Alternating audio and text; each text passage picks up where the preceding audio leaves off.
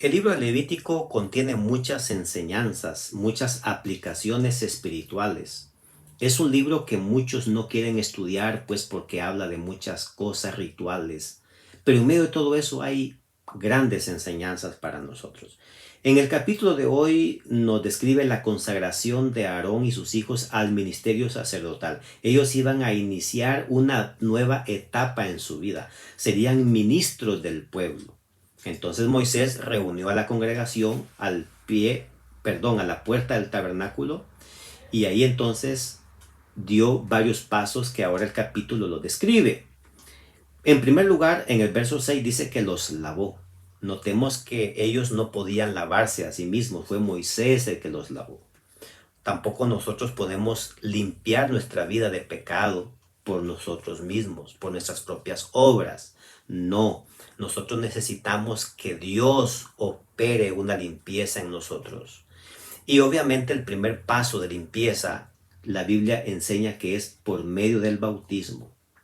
El bautismo es el primer paso para poder iniciarnos en la vida cristiana. Luego Moisés los vistió.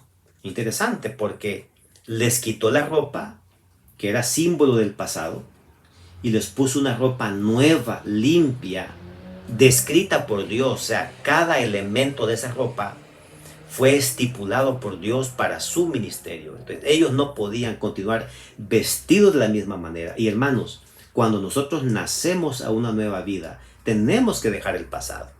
Prácticas que ya hacíamos no las podemos continuar haciendo. Vestimenta que usábamos, quizás cosas que nos poníamos, alhajas, aretes, muchas joyas que tal vez usábamos, ya no las vamos a necesitar usar.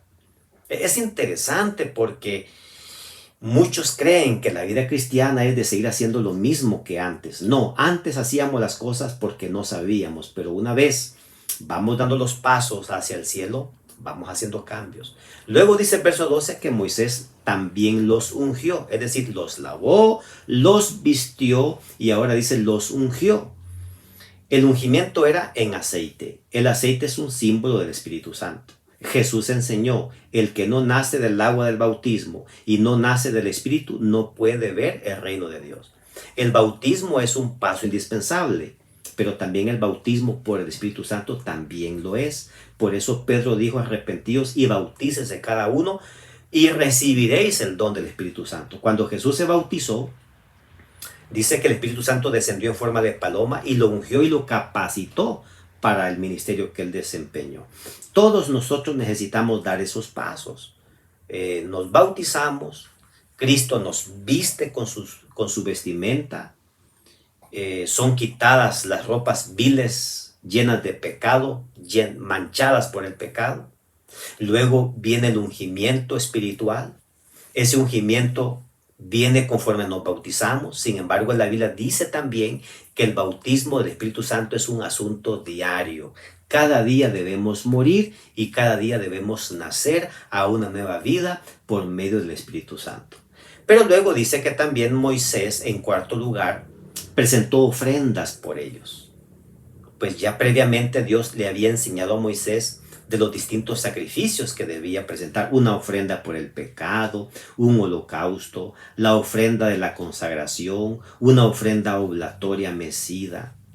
Para Dios, la más grande y mejor ofrenda que nosotros podemos darle es una vida cambiada, una vida transformada, sobre todo una vida dispuesta a servir. Esa es la ofrenda más linda. Estas ofrendas eran un símbolo de la entrega de Aarón. Acuérdese que Aarón y sus hijos eran pecaminosos, tenían pecado y sus pecados debían ser borrados. Por eso había un sacrificio para perdón de sus pecados. Ellos debían sentirse limpios de todo pecado para servir. Entonces nosotros no solamente somos una ofrenda para Dios, sino que es importante que nos sintamos limpios, perdonados. No podemos hacer nada bueno a nadie, no podemos hacer un beneficio, no podemos hacer una bendición para alguien si nosotros mismos nos sentimos manchados de pecado. Siéntete libre de culpa cuando vas a Dios y le pides perdón, y cuando estás perdonado tú eres capaz de hacer bien a los demás.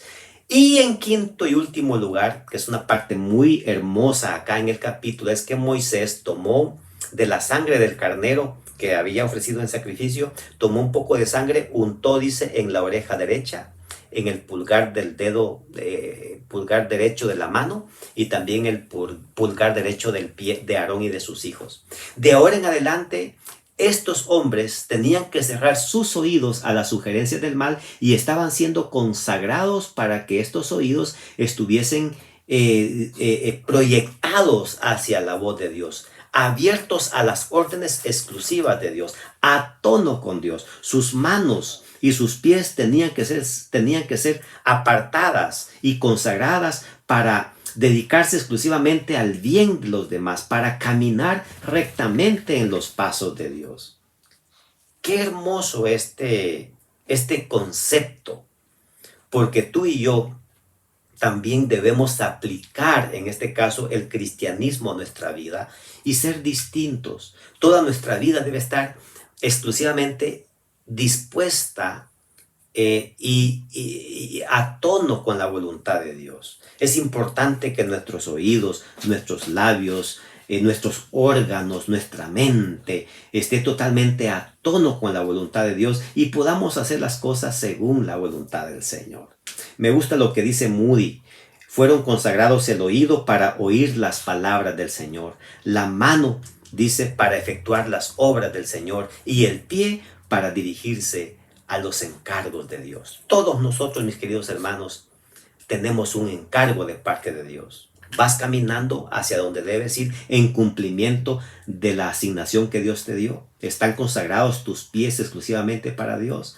¿Vas caminando al cielo o te estás cambiando de camino y vas para otros lugares? Hay muchas cosas, muchas enseñanzas en este capítulo. Lo más lindo de todo esto es que si Dios llamó a un Aarón falible, pecaminoso, a sus hijos que más adelante se metieron en problemas en el santuario, ¿cuánto más a nosotros, hermanos? ¿Te sientes pecador? ¿Crees que no mereces el llamado de Dios? Dios llamó precisamente a Aarón, un hombre que había permitido adorar un becerro de oro. A ese hombre Dios llamó después para que fuera su representante. ¿Quién eres tú? No eres nadie, pero Dios, a pesar de lo que eres y a pesar de lo que somos, Dios se fija en nosotros y nos llama para que podamos formar parte de sus hijos y de su iglesia.